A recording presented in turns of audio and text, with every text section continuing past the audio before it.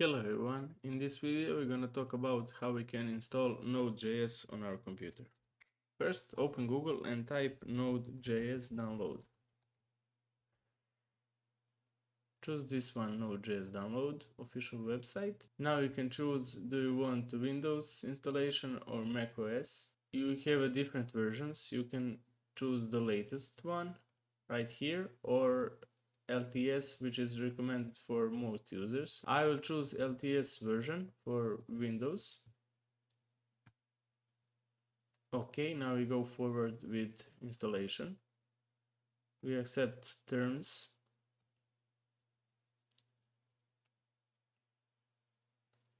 Pretty much everything is default right here. We don't need this right now. And we install.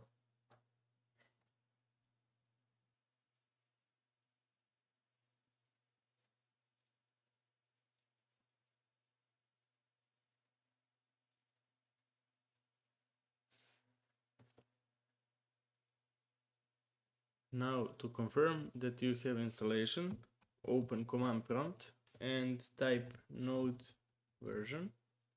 You will see version 20.11, which is same as here. So now you have a node on your computer.